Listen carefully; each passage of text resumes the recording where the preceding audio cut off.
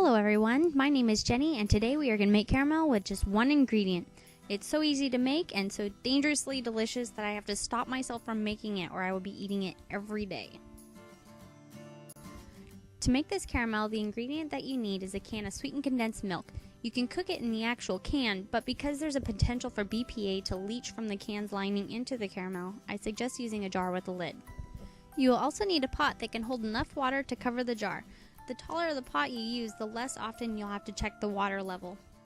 Though I prefer the stovetop method, you can use a slow cooker instead. Then of course you need something to test it out on. It's really good on apples, brownies, and ice cream, or even just on a spoon, which is where I get in trouble because I just keep eating it. To start, fill the pot with water and bring it to a boil, but not too much water or it'll overflow when you put the condensed milk in. I like to use my electric kettle to get the water started so it's a little bit quicker. If you're going to cook directly in the can, to save on some paper mess, carefully remove the label.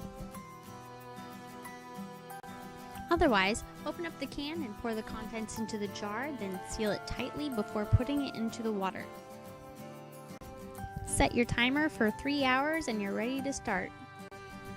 The recipe calls to leave the water at a boil, but when using a shorter pan, I turn it down so the water doesn't overflow. I haven't noticed any change in deliciousness from doing this. The jar or can may rattle during the process of cooking. You can put something heavy on top to keep it from doing that if it gets too obnoxious. I just use the can from the condensed milk filled with water.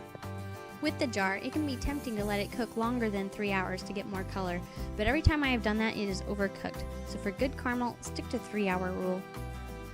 Within 20 minutes to a half hour, if you use a jar, you'll be able to see the color change as the condensed milk turns into caramel. Don't forget to keep that water level above the level of the caramel. Whatever is below the level of the water will not cook as much. If some does get undercooked, it's okay. Just stir it up and you probably won't even notice the flavor difference. After 3 hours has passed, turn off the heat and carefully remove the container from the pot. You can use a jar lifter or you can remove some of the water first. If the water level is already low enough, you can just use a pot holder. Let the caramel cool for 30 minutes. If you have granite counters, make sure not to let the jar directly touch it, because the stone quickly removes heat, it can shatter the glass. Now try it on everything, and let me know down in the comments below what you think.